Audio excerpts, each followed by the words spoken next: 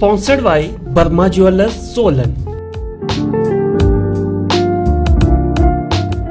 किसान जाएं तो जाएं कहां, ये सबसे बड़ा सवाल।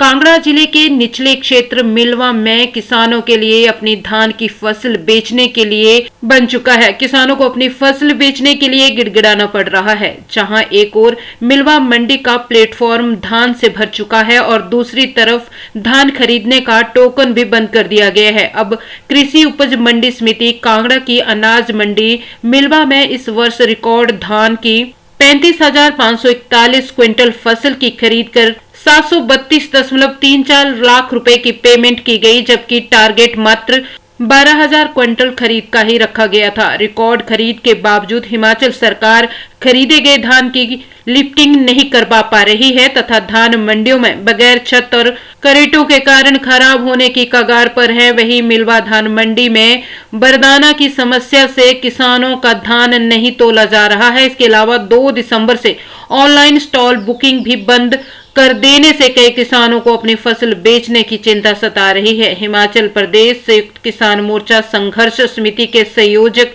बलवीर सिंह ने त्रुटिपूर्ण भंडारण व्यवस्था, वरदाना, तरपाल और करेटों की कमी को शीघ्र दूर करने सहित बिक्री कृषि टोकन स्टॉल बुकिंग व्यवस्था को 10 जनवरी 2025 तक बढ़ाने की मांग मुख्यमंत्री सुखविंदर सिंह सुक्खू से की है तथा चेतावनी दी है कि अगर उनकी मांगों को नहीं माना गया तो किसानों द्वारा 1 जनवरी से मिलवा मंडी में संयुक्त किसान मोर्चा संघर्ष समिति के बैनर तले अमरण अनशन किया जाएगा। बावजूद नहीं है, अगर माल किसी किस्म का सड़ गल जाता है तो उसके लिए बलदेव चौधरी जो है जिम्मेवार नहीं है, क्योंकि ये सारी लायबिलिटी जो है डिपार्टमेंट की है और इसमें इंटेंशनली पार्शलिटी की गई।